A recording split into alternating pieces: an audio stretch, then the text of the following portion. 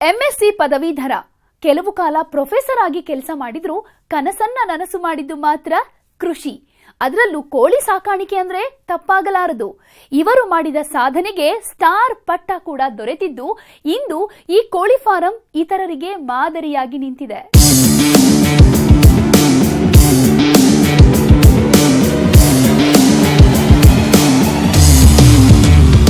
ನಾರಾಯಣ ಧರ್ಮಟಿ ಬೆಳಗಾವಿ ಜಿಲ್ಲೆ ರಾಯಭಾಗದ ನಿವಾಸಿಯಾದ ಇವರದು ಕೃಷಿ ಕುಟುಂಬ. MSc ಪದವೀಧರರಾದ ಇವರು 1 ವರ್ಷ ಪ್ರಾಧ್ಯಾಪಕ ವೃತ್ತಿಯನ್ನು ಕೂಡ ಮಾಡಿದ್ದಾರೆ. ಆದ್ರೆ ಇವರಿಗೆ ಮೊದಲಿನಿಂದಲೂ ಕೃಷಿ ಅಂದ್ರೆ ಅದೇನೋ ಆಸಕ್ತಿ. ಹೀಗಾಗಿ ಇದ್ದ ಕೆಲಸಕ್ಕೆ ಗುಡ್ ಬೈ ಹೇಳಿ ನೇಗಿಲು ಹಿಡಿಯೋಕೆ ಮುಂದಾಗ್ತಾರೆ. ಕಬ್ಬು, ಮೆಕ್ಕೆಜೋಳ, ಬಾಳೆ ಇತ್ಯಾದಿ ಬೆಳೆಗಳನ್ನ ಬೆಳೀತಾ ಇದ್ದ ಇವರಿಗೆ ಹೊಸದೇನಾದ್ರೂ ಮಾಡುವ ಆಸೆ. ಈ ನಿಟ್ಟಿನಲ್ಲಿ ಇವರ ಯೋಚನೆಗೆ ಬಂದಿದ್ದೇ ಮಾಂಸದ ಕೋಳಿ.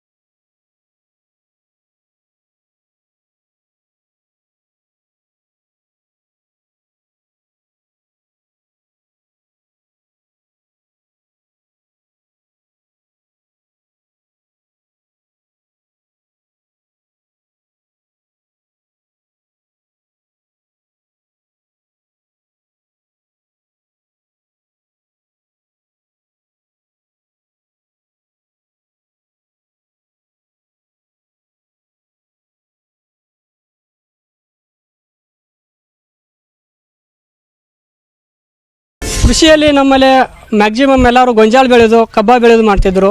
ಆದರೆ ನಾನು ಕಲಿತು ಒಬ್ಬ ವಿದ್ಯಾವಂತನಾಗಿ ನಾನು ಏನಾದರೂ ಒಂದು ಹೊಸದು ಮಾಡಬೇಕು ಅಂಥೇಳಿ ಒಂದು ಕೋಳಿ ಫಾರ್ಮನ್ನು ಹಾಕಿದ್ದೀನಿ. ಸುಮಾರು 5 ವರ್ಷ ಕಾಲ ಕೋಳಿ ಫಾರ್ಮ್ ಸ್ಟಾರ್ಟ್ ಇದೆ ರೀ.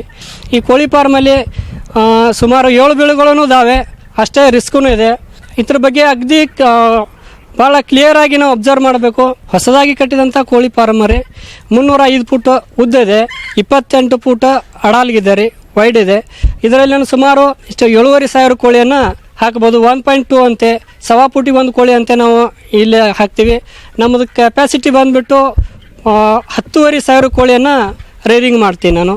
ಇವಾಗ ಬೇಸಿಗೆ ಕಾಲ ಇರೋದರಿಂದ 9,500 ಕೋಳಿ ಮಾತ್ರ ಬಿಟ್ಟಿದ್ದೀವಿ. ಇದರಲ್ಲಿ ನಾವು ನೆಲಗಡೆ ಕಾಂಕ್ರೀಟನ್ನು ಹಾಕಿಲ್ಲ ಅಥವಾ ಪರಿಸಿಯನ್ನು ಕುಣಿಸಿಲ್ಲ. ಯಾಕಂತಂದರೆ ನಮಗೆ ನ್ಯಾಚುರಲ್ ಆಗಿ ನಾವು ಮಿನಿಮಮ್ ಎಕ್ಸ್ಪೆಂಡಿಚರಲ್ಲಿ ಮೇಂಟೈನ್ ಮಾಡ್ಬೇಕಂತೇಳಿ ಇದನ್ನು ದನಗಳ ಸೆಗಣಿದಿಂದ ಸಾರಿಸ್ತೀವಿ ರೀ. ಸಾರಿಸಿ ಅದ್ರ ಮೇಲ್ಗಡೆ ಸುಣ್ಣ ಬಡ್ದು ಕೋಳಿಯನ್ನು ರೇರಿಂಗ್ ಮಾಡ್ತೀವಿ ರೀ.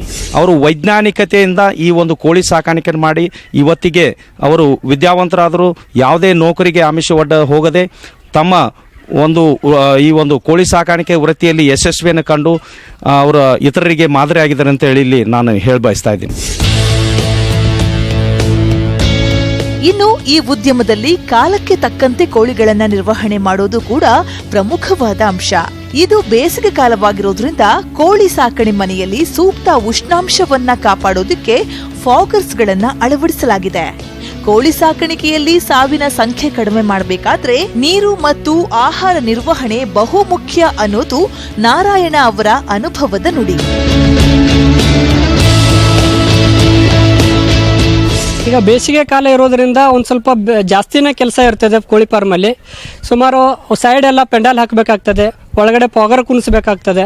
ಆಮೇಲೆ ನೀರು ಟ್ಯಾಂಕ್ ಎಲ್ಲ ನಾವು ಒಂದು ಸ್ಪೆಷಾಲಿಟಿ ಅಂತಂದರೆ ನೀರು ಟ್ಯಾಂಕನ್ನು ಒಳಗಡೆನೇ ಕುಣಿಸ್ಕೊಂಡಿದ್ದೀವಿ. ಯಾಕಂದರೆ ಬೇಸಿಗೆ ಕಾಲದಲ್ಲಿ ನೀರು ಬಿಸಿ ಆಗೋದ್ರಿಂದ ಮತ್ತೆ ಅದು ನೀರನ್ನು ನಿರ್ವಹಣೆ ಮಾಡೋದು ಕಷ್ಟ ಆಗ್ತದೆ ಅಂತೇಳಿ ಒಳಗಡೆನೇ ಎಲ್ಲ ಸಿಸ್ಟಮ್ ಮಾಡ್ಕೊಂಡಿದ್ದೀವಿ.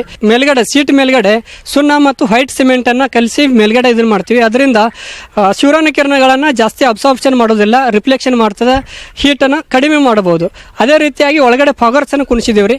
ಫಾಗರ್ಸ್ ಟೆಂಪರೇಚರನ್ನು ಮೇಂಟೈನ್ ಮಾಡಲಿಕ್ಕೋಸ್ಕರ 2-3 ಟೈಮನ್ನು ಫಾಗರ್ಸನ್ನು ಸ್ಪ್ರೇ ಮಾಡ್ತೀವಿ. ಅದನ್ನು ಮಾಡೋದ್ರಿಂದ ಕೋಳಿ ಒಂದು ಸ್ವಲ್ಪ ಇದ್ದಿತ್ರ ಒಳಗಡೆ ಒಂದು 50% ಆದ್ರೂ ಕಾಳು ಅಥವಾ ನೀರನ್ನು ತಿಂತದ್ರಿ.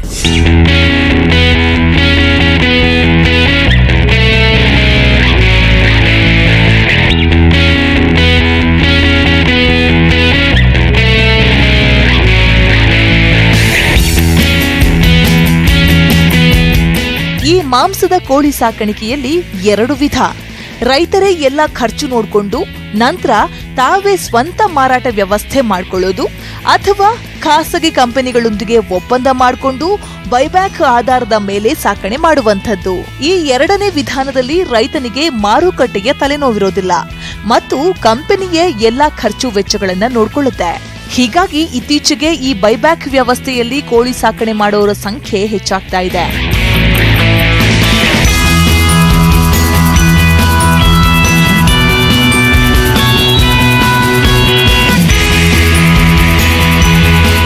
ನಾರಾಯಣ ಧರ್ಮಟಿ ಕೂಡ ಸುಗುಣ ಕಂಪನಿಯೊಂದಿಗೆ ಒಡಂಬಡಿಕೆ ಮಾಡಿಕೊಂಡು ಕಳೆದ 5 ವರ್ಷಗಳಿಂದ ಈ ಉದ್ಯಮದಲ್ಲಿ ತೊಡಗಿಸಿಕೊಂಡಿದ್ದಾರೆ.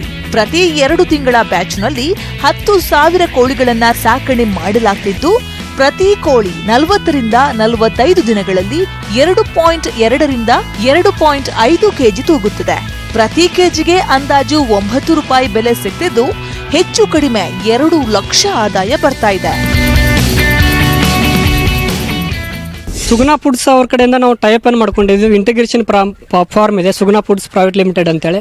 ಅವರು ಸೂಪರ್ವೈಸರ್ ಇರ್ತಾರೆ, ಪ್ರತಿದಿನ ಅಥವಾ 2 ದಿವಸಕ್ಕೆ ಒಂದ್ಸಲ ಬಂದು ನಾವು ಮೇಂಟೈನ್ ಕರೆಕ್ಟ್ ಮಾಡ್ತಾ ಇದ್ದೀವಿ ಇಲ್ಲೋ ಅಂತೇಳಿ ನೋಡ್ತಾ ಇರ್ತಾರೆ. ನಾವು ಸುಮಾರು 36 ದಿನಗಳ ಕಾಲ ರೇರಿಂಗ್ ಮಾಡಿದಾಗ ನಮ್ಗೆ 2 ಕೆಜಿ ಮಟ್ಟ ನಾವು 36 ದಿವಸಿಗೆ 2 ಕೆಜಿಯನ್ನು ಮಿನಿಮಮ್ ಕೊಡಬೇಕಾಗ್ತದೆ ರೀ. ಅಂದರೆ ಒಂದು ಒಳ್ಳೆಯದು ಮೇಂಟೆನೆನ್ಸ್ ಮಾಡೀವಿ ಅಂತೇಳಿ ಅದರ ಅರ್ಥ. 36ರಿಂದ 45 ದಿನಗಳ ಒಳಗಡೆ ಎನಿ ಟೈಮಲ್ಲಿ ಕಂಪ್ನಿಯವ್ರು ಬಂದ ಕೋಳಿಯನ್ನು ಒಯ್ಬೋದು ರೀ. ಇದರಲ್ಲಿ ನಮಗೆ ಒಂದು 2.2 ಅಥವಾ 2.5 ಕೆಜಿ ಮಟ್ಟ ನಾವು ಕೋಳಿಯನ್ನು ಬೆಳೆಸ್ತೀವಿ. ಈ ಪ್ರಾಫಿಟ್ ಹೆಂಗಾಗ್ತದೆ ಅಂತಂದರೆ, ಪ್ರೊಡಕ್ಷನ್ ಕಾಸ್ಟ್ ಅಂತ ತೆಗಿತಾರೆ. ಎಷ್ಟು ಖರ್ಚು ನಮ್ಮ ಒಂದು ಕೋಳಿ ಬೆಳಲಿಕ್ಕೆ ಎಷ್ಟು ಖರ್ಚು ಆಯ್ತು ಅನ್ನೋದು ನಮಗೆ ಲೆಕ್ಕಾಚಾರನೂ ಮಾಡ್ತಾರೆ. ಆ ಲೆಕ್ಕಾಚಾರ ಮೇಲ್ಗಡೆ ನಾವು ಆ ಕಂಪ್ನಿ ಖರ್ಚಕ್ಕಿಂತಲೂ ಕಡಿಮೆ ಖರ್ಚು ಬಂದಾಗ ನಮಗೆ ಇನ್ಸೆಂಟಿವ್ ಅಂತೇಳಿ ₹1 50 ಪೈಸೆನ ಕಮಿಷನ್ ಬೇಸ್ ಆಗಿ ಕೊಡ್ತಾರೆ. ಮಿನಿಮಮ್ ಸ್ಟ್ಯಾಂಡರ್ಡ್ ಬೇಸ್ ಆಗಿ ₹7 ಕಮಿಷನ್ ಕೊಡ್ತಾರೆ. ನಾವು ಯಾವ ಥರ ಪರ್ಫಾರ್ಮೆನ್ಸ್ ಮಾಡ್ತೀವಿ, ಯಾವ ಥರ ನಾವು ಕೋಳಿಯನ್ನು ಚಲೋ ಬೆಳೆಸ್ತೀವಿ, ಅದ್ರ ಮೇಲ್ಗಡೆ ನಮಗೆ ಕಮಿಷನ್ ಅಥವಾ ರೇಟ ನಮ್ಗೆ ಡಿಸೈಡ್ ಆಗ್ತೈತೆ ರೀ. ಇವಾಗ ಫಾರ್ ಎಕ್ಸಾಂಪಲ್ ನಮ್ಮ ಕೋಳಿ ಒಂದು ₹65 ನಾವು ಒಂದು ಕೆಜಿ ಬೆಳೆಗೆ ₹65 ಖರ್ಚು ಮಾಡಿದ್ವು ಅಂತಂದರೆ, ಸಪೋಸ್ ಕಂಪ್ನಿಯವರು ನಮಗೆ ₹70 ಟಾರ್ಗೆಟ್ ಕೊಟ್ಟಿದ್ರು ಅಂತಂದರೆ, ನಾವು ₹5 ಡಿಫ್ರೆನ್ಸನ್ನು ಖರ್ಚನ್ನು ಕಡಿಮೆ ಮಾಡಿದ್ವು ಅಂತಂದರೆ ₹5 ನಮಗೆ ₹2.5 ಎಕ್ಸ್ಟ್ರಾ ಇನ್ಸೆಂಟಿವ್ ಅಂತೇಳಿ ಕಂಪ್ನಿಯವ್ರು ಕೊಡ್ತಾರೆ. ಬೇಸಿಕ್ ₹7 ಸಿಕ್ತು ಅಂತಂದರೆ ಪ್ಲಸ್ ಇದು ₹2.5 ಟೋಟಲ್ ₹9 ನಮಗೆ ಒಂದು ಕೆ ಜಿದಿಂದ ₹9 ಕಮಿಷನನ್ನು ಕೊಟ್ರು ಅಂತಂದರೆ, ಸುಮಾರು ನಾನು 20 ಅಥವಾ 22 ಟನ್ ನಾನು ಮಾಲನ್ನು ತೆಗೆದಾಗ ನನಗೆ ಸುಮಾರು ಒಂದು 2 ಲಕ್ಷ ಮೇಲ್ಗಡೆ ಇನ್ಕಮನ್ನು ನಾನು ತೊಗೋಬೋದು ರೀ. ಆಮೇಲೆ ನನಗೊಂದು ಕನಸಿತ್ತು, ನಾನು ತಂದೆ ತಾಯಿನ ನಾನು ಒಂದು ಕಾರ್ ಗಡ್ಯಾಗ ಕರ್ಕೊಂಡು ಅಡ್ಡಾಡಬೇಕು, ಅವರಿಗೆ ಸುಖ ಜೀವನವನ್ನು ಕೊಡಬೇಕು ಅಂತೇಳಿ ನಾನು ಕನಸು ಕಂಡಿದ್ದೀನಿ. ಆ ಕನಸನ್ನು ಈ ಕೃಷಿ ಭೂಮಿ ನನಗೆ ಒದಗಿಸ್ಕೊಟ್ಟದ. ನನಗೊಂದು ಹೆಮ್ಮೆ ಇದೆ, ನಾನು 2 ಜನರಿಗೆ ಕೆಲಸ ಕೊಟ್ಟಿದ್ದೀನಿ. ನಾನು ಮತ್ತೊಬ್ಬರಲ್ಲಿ ಕೆಲಸ ಮಾಡೋಕ್ಕಿಂತಲೂ ನಾನೇ ಕೆಲಸ ಕೊಡಬೇಕಂತೇಳಿ ನಾನು ಕೃಷಿ ಭೂಮಿಗೆ ಬಂದು ನಾನು ಒಂದು ಅಭಿವೃದ್ಧಿಯನ್ನು ಹೊಂದ್ತಾ ಇದ್ದೀನಿ. ಇಂದು ಇವರ ಕೋಳಿ ಫಾರ್ಮ್ ಸುತ್ತಮುತ್ತಲ ರೈತರಿಗೆ ಮಾದರಿಯಾಗಿ ನಿಂತಿದ್ದು, ಕೃಷಿ ತಜ್ಞರು ಸಹ ಮೆಚ್ಚುಗೆ ವ್ಯಕ್ತಪಡಿಸ್ತಾ ಇದ್ದಾರೆ.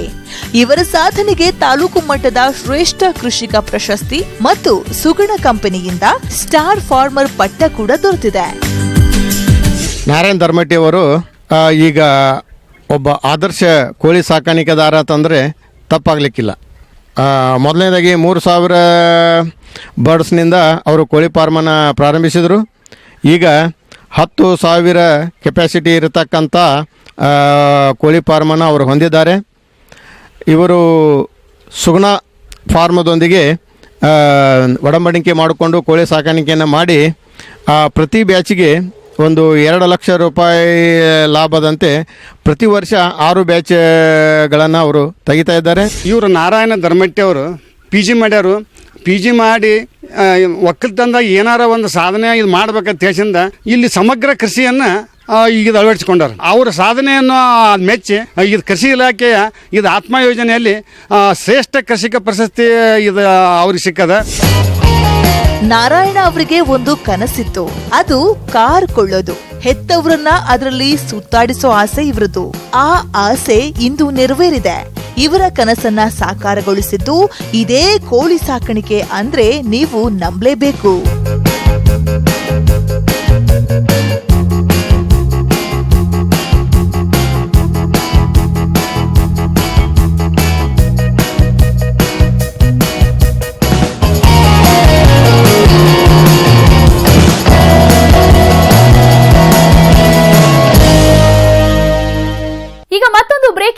ಬ್ರೇಕ್ ಆದ್ಮೇಲೆ ಅನ್ನದಾತ ಕಾರ್ಯಕ್ರಮ ಮತ್ತೆ ಮುಂದುವರಿಯುತ್ತೆ. ಉಳುವ ಯೋಗಿಯ ನೋಡಲ್ಲಿ